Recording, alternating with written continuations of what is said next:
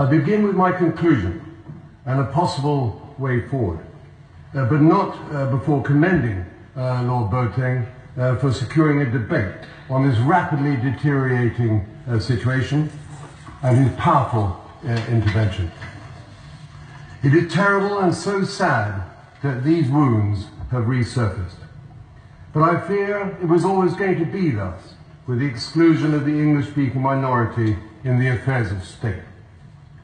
The only practical solution, from distance, is a political settlement with either a United Nations or African Union peacekeeping contingent being placed on the ground to enable an immediate cessation of violence, ensuring a humanitarian protective intervention, and a cooling-off period to create the conditions to allow an equitable settlement to be hammered out.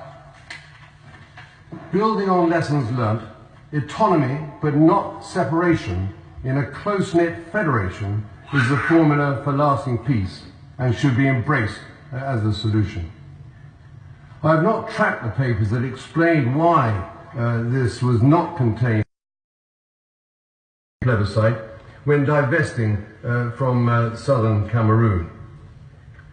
The Minister could usefully shed light into the thinking of the day and as to why not. Is the government satisfied that sufficient regard was paid to sensitivities, responsibilities and their consequences by our forebears? The Minister may wish to comment on the background of the 6th of November 2018 rule. November the 6th this year, my lord. I do wonder if the right question was before the court. I will refer to the Cairo Declaration and the subsequent Constitutive Act of the African Union. What was always and still is envisaged as an acceptable solution to the English language speaking people of Cameroon was a choice of a federation made up of two states with equal status. My lords, I'm not critical of London in isolation. The Quai d'Orsay possibly pressed what it considered to be an advantage by not containing this key option in restricting the alternatives to a choice between Nigeria or French Cameroon. Importantly, the 1964 Cairo Declaration on African Borders, reaffirmed in Article 4B of the Constitutive Act of the African Union, however, and signed off by the President of Cameroon, makes clear that demarcation of the territory of each African state is recognized as being such on the date of its independence. Does the United Kingdom government accept this to be the case? Or not?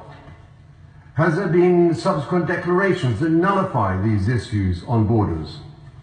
If not, it would follow that French Cameroon and Ambazonia are both able to assert territorial integrity. At no time before or after its independence from France was the southern Cameroons part of that country known by its French name and style as La République du Cameroon. A solution would be a close-knit federation made up of two entities and thus ensuring no parting of the ways.